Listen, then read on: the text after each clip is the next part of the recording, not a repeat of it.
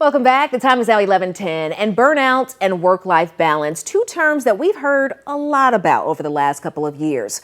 But now a new study shows around half of all workers could experience work-based burnout.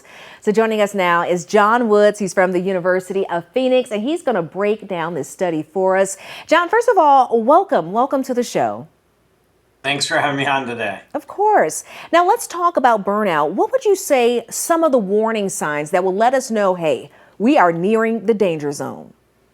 Yeah, we conduct this study every year. It's our fifth year, and as you said, burnout is a real factor we're seeing in our what we call our career optimism index. We survey American workers to get a good handle on what they're thinking about their career prospects. And in this most recent survey, 51%, which is a record high in our survey over the 5 years we've been doing it, 51% are reporting feelings of burnout.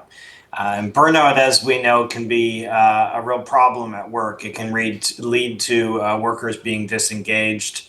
It can even lead to workers looking elsewhere for work. So those are some problems that we think can be traced back to people feeling burnt out.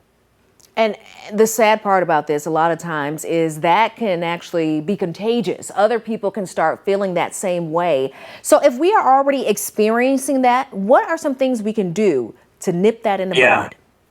Well, the number one thing that employers can do to help workers feel more engaged is provide them opportunities for growth and development. A lot of employers do have a handle on this and provide these opportunities for their workers, but we are seeing some downward trends in terms of the number of opportunities that workers feel they have access to grow their skills, to upskill or reskill. And when those opportunities aren't made available, that really leads to people feeling a loss of career control.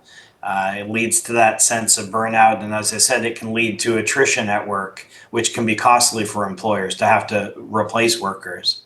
Yeah, and that actually led to the next question I was going to ask you about, because I wanted to know, like, what are some of the causes that would actually do that? And you're saying, like, the lack of job opportunities. That's one reason, too. What are some other ones that you didn't mention?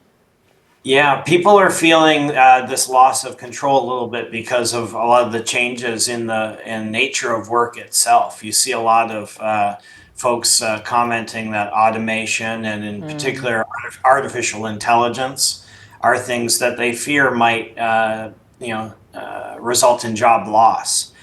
We think that upskilling and reskilling are actually good avenues for workers to pursue to make sure they're not left behind by these kinds of technologies, to make sure that they're actually participants in those changes. Ooh, I love that. Is try to be an active participant with this artificial intelligence, because we know that it could essentially come in here and take all of our jobs. But if you're more willing and accepting of it, then it could work for you.